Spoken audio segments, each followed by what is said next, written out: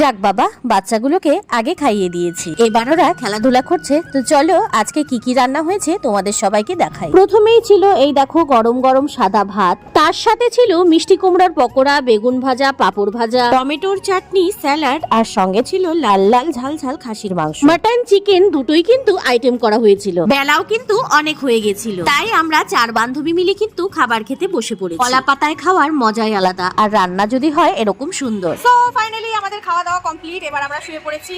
আর এই যে দেখো সব বাচ্চা কাচ্চার দল, সবার সঙ্গে এখন আমি শুয়ে আছি।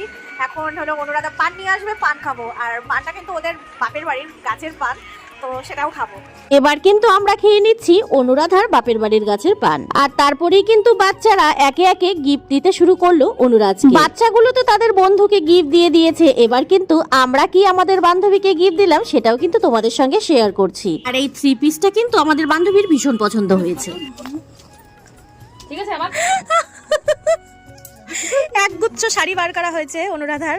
এগুলো আমরা কোন দিন পরবো জানি না, আমরা বলছি এই শাড়িগুলো নিয়ে যাব। এই যে শাড়ির কালেকশন, মানে কোন কোন শাড়ি ভাবছি আমরা কোনো একটা বিয়েতে নিয়ে যাব। আর এই যে ওর তো সব স্লিভ হাতা ব্লাউজ, তো হাতাগুলো এক্সট্রা আছে, আমরা বললাম যে হাতাগুলো লাগিয়ে ঘুরতে যাবো।